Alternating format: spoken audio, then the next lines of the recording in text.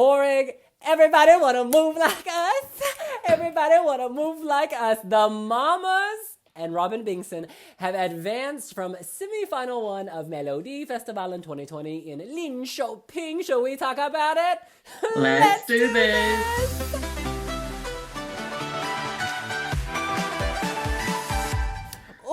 I am wearing my blue and yellow sweaters in honor of Sverige. Tonight's show has really got me in the Eurovision spirit, and so do the Mamas. Porrig, they were the first to perform. They brought the lights last year, and they turned those lights up even more this year. I'm not gonna lie, I prefer this to Too Late for Love. This has so much energy, so much light. You really felt something when they were singing. Like, you know, they're global. You know, I believe that they trace their origins to America. There was a singer from Eritrea, from Sweden, of course, as well. And so they're bringing all these different influences. And when you watch them, you're like, wow, this is something special. This is something different for this show, for this contest. They can sing. They have presence. It's a hallelujah, amen. I mean, I don't know what more I can say, except that I love those gold lights. All those gold lights. This looked so expensive. The snippet was fine. Live, this is a whole new world. And it was amazing that they're effectively a debuting act, because last year, while they were in Melodifestivalen, they were backing singers, essentially. So they weren't really to the fore. But the three women that just exude such confidence and charisma, and they just looked like they were loving their time up there, especially after they got through to the final and were doing their reprise. Like, they couldn't hide their glee, and they were so ecstatic, and it felt so nice to see people who were so genuinely happy, because a lot of the time some of the singers to get through were like very professional about it, and it's like, yes, we did a good job, and they don't show their emotions, whereas the Mamas did. And I think everybody was pleasantly surprised, because the Mamas, we've seen this kind of soul, gospel-y songs done before. Like, there was even a song that was kind of similar in the French selection last year, Destination Eurovision, The Divas with Aretha Franklin. But the Mamas just had this air of professionalism. It was as if they'd been around for years and years, and they weren't just created for John Lundvik. And even the simplest little things that a lot of the time it's just the women would be just standing at the microphones doing nothing, but they were doing very simple yet very effective choreography, and just the hand movements and the lights and the glitter, and like the small touches, like the glitter on their eyeshadow, like it all just worked very well. And these were the surprise package for everyone, I think. But I think everyone, I don't think many people would be upset that they got through. That it felt good to see them progress. Absolutely. I want to read you some comments on our Twitter. I asked people what they thought about the result. Malinkowitz, hashtag open up, he says the Mamas can win in Rotterdam. I mean, this song spreads so much joy that you can't sit still, and they are such sweethearts. I love them so much. I gotta say, if at Eurovision, this would definitely stand out. There's something about, this is one of my favorite Melfest songs in recent memory. Like, I came into this video and this show tonight like, I'm tired, I'm on the keto diet, I am so exhausted. But then I heard them and I was back. So thank you, Mama 1, Mama 2, and Mama 3. These are mamas with emotions.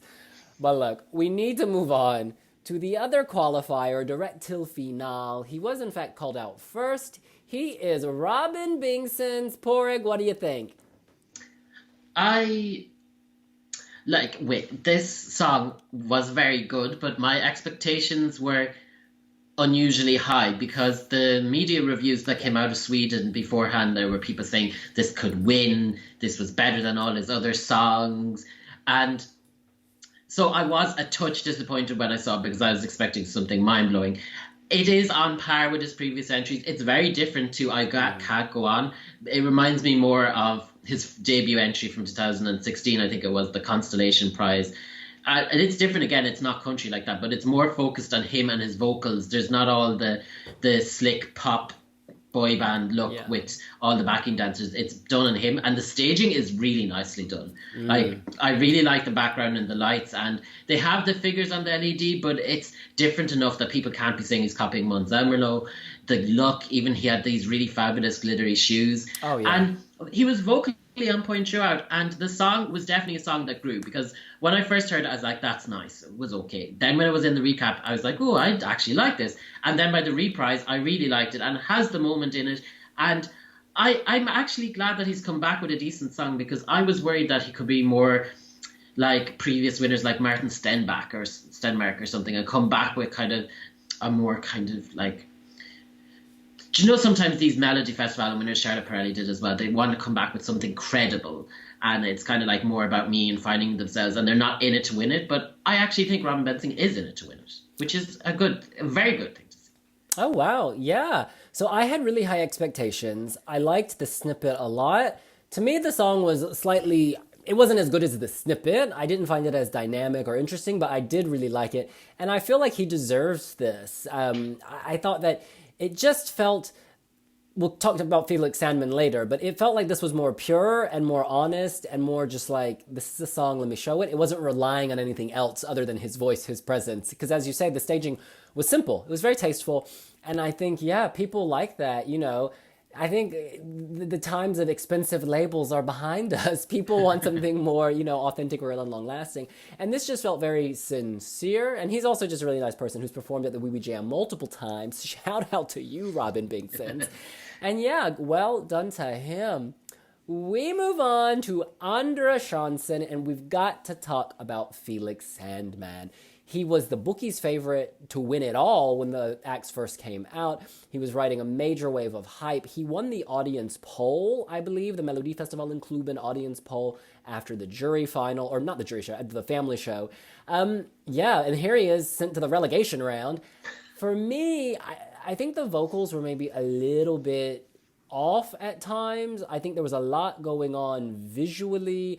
It had shades of Benjamin Ingrosso's staging, very, very sleek, but I think in that sleekness, sometimes you can lose the soul of a song. I think he's likable. He's a wonderful performer. He's very, very likable.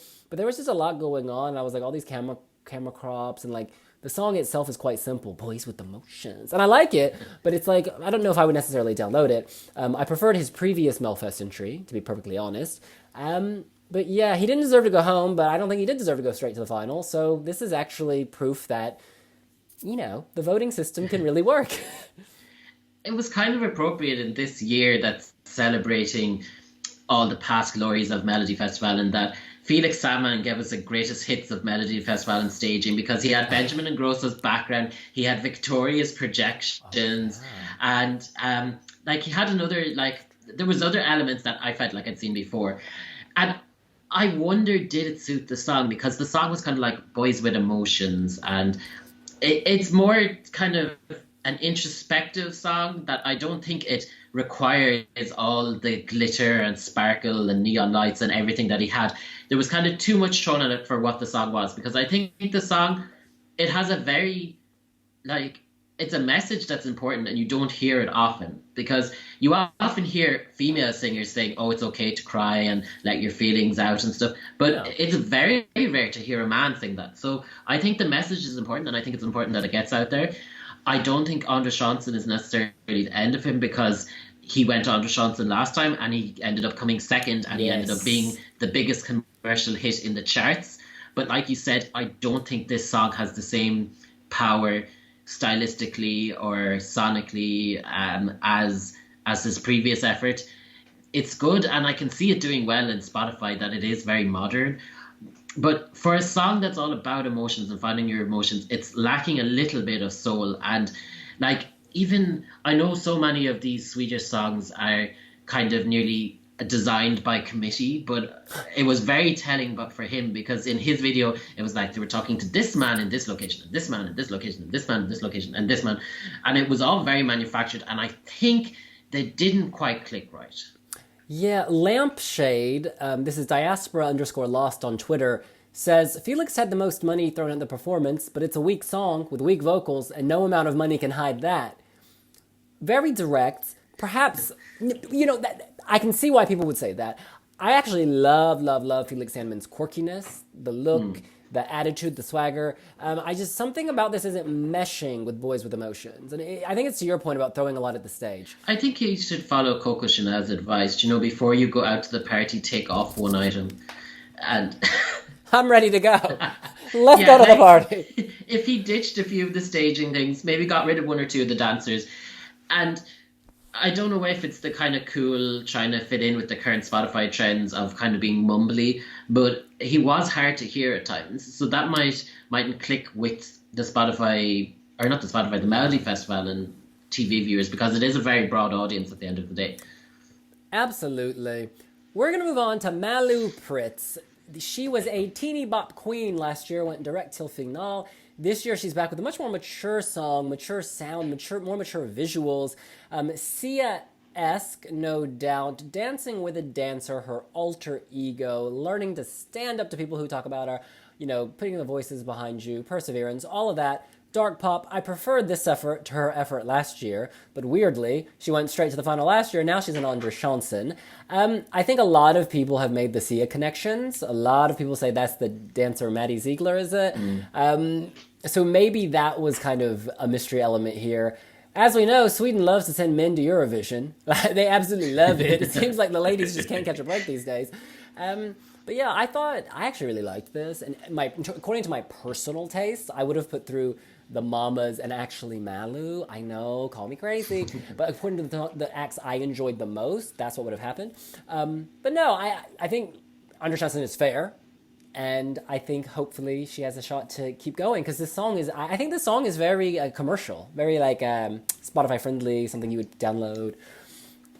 Well, on Monday on wiwibloggs.com, we published a story about Isa was on Malou Prytz's team.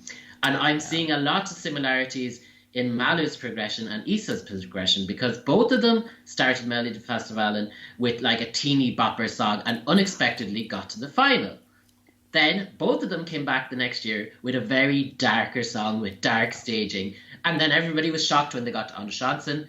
Isa stayed in Andra Chansen. I'm getting the feeling that Malou might stay too, because this song, I might like it. I haven't listened to the audio version. It's not up on Spotify yet at the time of recording this video. But I don't know. I didn't like the dancer at all. Like, she was Maddie Ziegler doing Maddie Ziegler's moves, but she was very sour.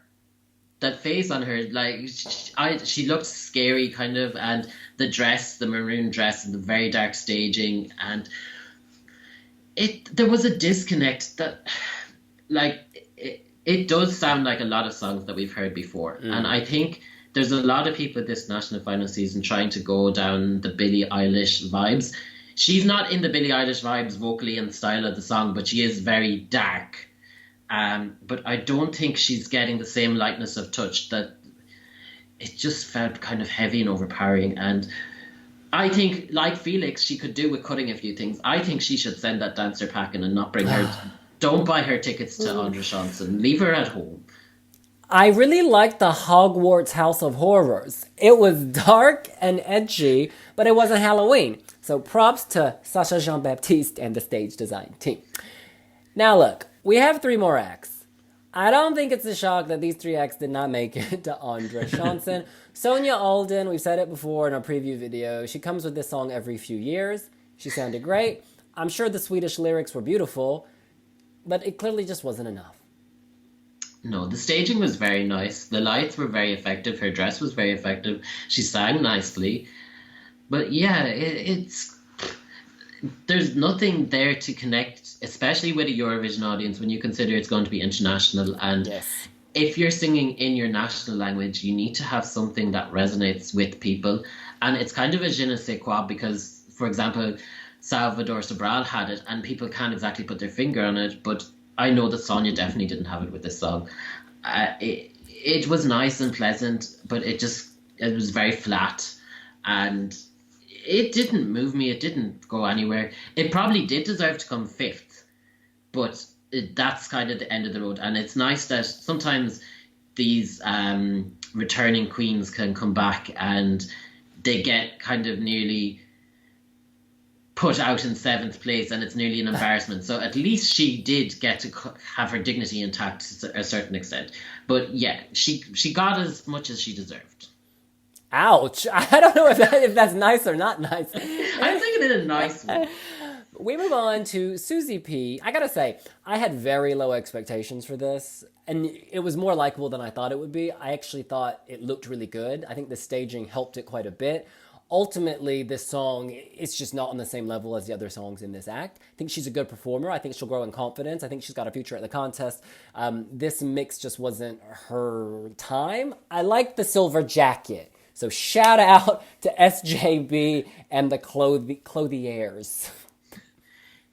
I think, like you said, that she's an artist, she's a new artist, and she's finding her feet. She was very nervous. That you could see the nerves, and the song started off well, and you're like, okay, this might go somewhere. And ironically, for a song called Moves, it didn't move at all. That every so often she came back to the same thing, and she threw in a few random English words just to maybe appeal to a wider audience, but they didn't have any sense. She was just saying random words. And it was oh my God, I see myself. What did you do? I hit something by mistake.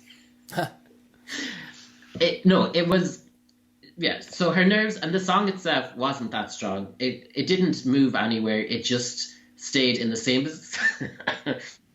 the same spot. And